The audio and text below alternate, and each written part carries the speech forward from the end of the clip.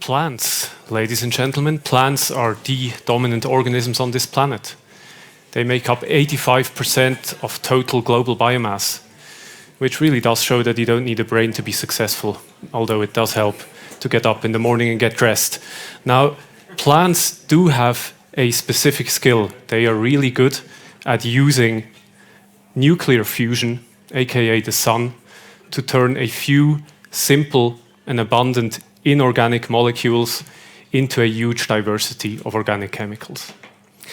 And we humans, really, since the beginning of time, have depended on that capacity of plants to provide us with organic molecules.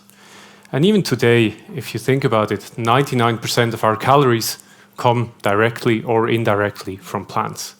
And it's really quite an achievement of agriculture that we are able now to cultivate plants at a level where we are able to feed 8 billion people on this planet.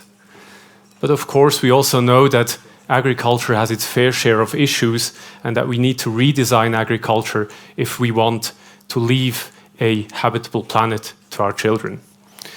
If we look at a few numbers here, agriculture takes up half of all habitable land. It is responsible for a fair share of greenhouse gas emissions, and it is a major driver of biodiversity loss on this planet. So the challenge that we have is we have to produce, imagine that, more food, more sustainably, on a smaller surface of land. That is really not an easy challenge, but it's one that we need to meet urgently. And to do that, I think we really need to muster all forces and all innovative potential that we have as a human species. And one such pathway to more sustainability I want to present to you today, and that is the idea to use a deep chemical understanding of plants and the environment together with biotechnology to come up with ways to farm more sustainably. And I want to give you 3 examples of our own work at the University of Bern where we try to do exactly that. Meet the Western corn rootworm, a nice little insect that is actually a major global pest that causes over $2 billion US dollars worth of damage around the world. Now, when we analyzed the chemical interaction between these insect larvae and plant roots, what we found is that those larvae are able to take up defense compounds from the plant. They store those defense compounds in their own bodies, and thereby they become resistant to their own enemies, including biological control agents that we would like to use to control this pest instead of synthetic pesticides. Now, armed with that knowledge, what we've been able to do is we've been able to engineer the beneficial organisms, the biological control agents, to themselves withstand the defense compounds that are now in the insect pest. And that has rendered those organisms over 50% more efficient, and we now have engineered biological control agents which are more effective than current pesticides at controlling a major global pest. A second example of how we can use a chemical understanding for sustainable agriculture is this here. This is a close-up of a plant root, and everything that's green here are bacteria. The soil harbors an immense diversity of microbes, so-called microbial communities, including pathogenic organisms, but also many beneficial organisms. Now, what we've been able to prove and to show here is that we can have plants that secrete specific small molecules that turn those microbial communities into beneficial communities. And if we then use this mechanism in a crop rotation scheme, so in a sustainable agricultural setting, we are able, and this is a field experiment we conducted last year, to have wheat that requires less pesticide input and at the same time shows increased yield. Now, 5% doesn't seem much, but actually that represents half a decade of wheat breeding and food for about 400 million people. A third example I want to show you is about plant volatile cues. You may know the talking tree story. When plants are stressed, they start releasing certain odors, certain volatile cues, and those cues can then be perceived by neighboring plants who then start responding, for instance, by increasing their defenses. And what we've been able to find is that we can build a feed-forward loop where one plant starts emitting a signal that is then taken up by the neighboring plant, who then starts emitting the same signal, and emits it to the next neighbor, so that we can generate a wave of information that essentially travels potentially even through an entire field and thereby reprograms crop phenotypes. That sounded like science fiction a few years ago, but it's now getting to a point where we think we will be able in a few years to have a situation where you have an individual single emitter in a field that then increases the resistance of an entire field or increases drought resistance at a specific time that you choose as a farmer, without any need to drive through this huge field with a tractor. So that's what we've been doing in the lab, and of course we are not alone. There are many scientists around the world that are using biotechnological approaches to make our crops safer, healthier, and more sustainable. And I can really recommend this New York Times article here about loving GMOs, where you can see some of the cool examples that are out there. Apples that have 20 days more shelf life, reducing food waste, or potatoes and tomatoes that are much healthier and less cancerogenious, or virus-resistant papayas, which may actually save this entire industry. So that's wonderful. We have technologies and we have cool approaches where we use biotechnology for sustainability. And now you may ask, well, that's great, but where are those crops? Why can't we buy them? Why are they not being widely used? Well, just a few numbers here. It's actually not that expensive anymore to create a new crop with a sustainability trait. In my lab, that costs about $1 million in 3 years of research, but that's only the beginning of it. The cost then comes when we want to go into the market. It's still not very high, but the real cost is time. It takes 13 years to bring such a crop into agriculture. That's more than a typical human drug. It's actually almost double the time. So we really face a bottleneck here, which actually makes it impossible to use some of the technologies that we would love to use for the next generation of agricultural solutions. And so why is that? Well, this here is essentially regulation. It's lots of regulations, it's lots of time that scientists need to spend filling in forms and convincing governments that their product is safe.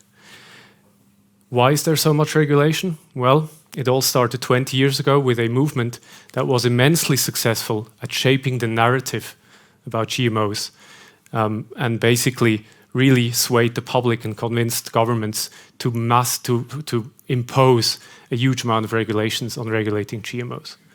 Now, this movement had very good intentions, and it had a point at the time because there were quite a number of unknowns regarding novel breeding technologies. Are they safe? Do we have side effects? So that was 20 years ago. If you look at the data today, this is what we know. We have about 200 million hectares of GMOs in about 70 countries that are being planted every year. So we have a huge database to study the risks of modern breeding technologies. We have about 10,000 scientific studies looking at the risks and benefits of those technologies. And we have a scientific consensus. For instance, De Leopoldina here issued a very clear statement on what the consensus now is. The consensus is this, and I hope I don't offend any opinions in this room when I say that currently there is no evidence of any adverse effects on health and environment of those novel breeding technologies.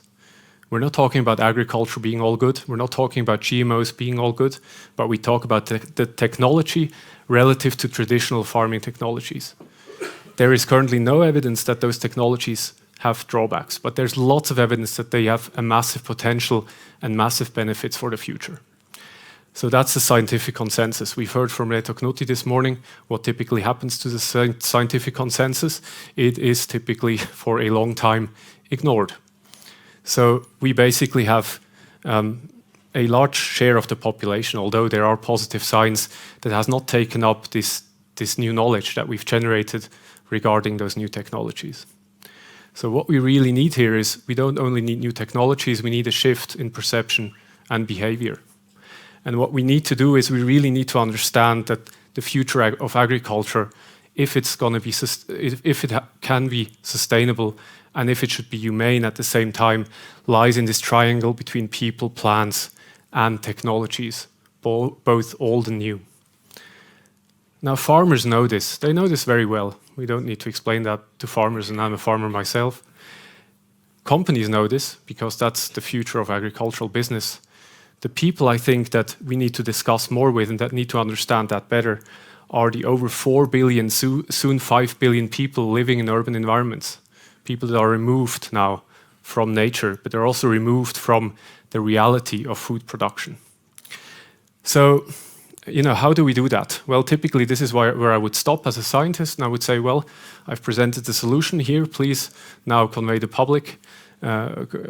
public. But instead, what I tried to do is I teamed up with two very young and smart entrepreneurs, and we said, well, let's get the plants to the people. Let's find a way of having people grow their own plants again in urban environments. Let's enable them, because once they start being urban gardeners, urban farmers, not of the old kind, but of the new modern kind, they will come back to us and they will say, okay, now I understand how I can use technology to grow plants and to actually benefit from growing plants. And this is what we're doing with Boom. This is actually a world premiere. At the back here, you will find our first IoT, AI-driven, biotechnology-enabled smart garden that allows everybody to successfully grow plants at their home with minimal effort and to experience the joy of it and the joy of having your own tomatoes. And the bet that we're taking with Boom, it's a fully scalable system, so we're going to make that explode basically and have it distributed all over the world. The bet that we're placing here is that once people have the system at home and they have their first potatoes and their first tomatoes growing, they will want those tomatoes. Beautiful, full of anthocyanins, 30% reduced risk of cancer.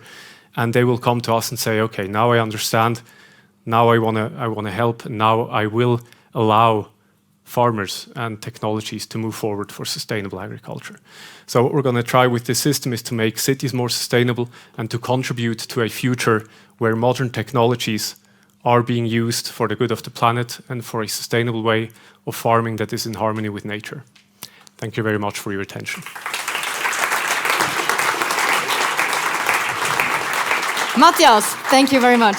Sure. So it's really good. Everybody can have a green thumb with Boom, right? Absolutely, yes. And please hit up Jeremias and Johnny. Wave your hand. Hit them up if you're interested. Right over They're there. and excited. Yes. I am asking myself, are the plants healthier now to compare to 50 years ago, or is it the other way around? Healthier for humans to be To eat, consumed? yes. Yeah. I would say actually overall we've really standardized food systems quite well, at least in an industrial sense, so that we have a very controlled nutritional quality. We've eliminated a lot of risks and toxins. All right. So overall I would say, food is healthier. But this standardization came at a cost. We lost taste and we lost excitement. We lost some of the beautiful accidents that can happen when you eat an interesting piece of food. And I think that's going to be there's going to be a role of biotechnology to bring some of those tastes back. You're going to have that back with Boom. Is it so? Yes, in the long run, absolutely. All right, yes. okay, that's really interesting. Yes. Matthias, it was such a pleasure to have you here up on stage. An applause for you. Wow.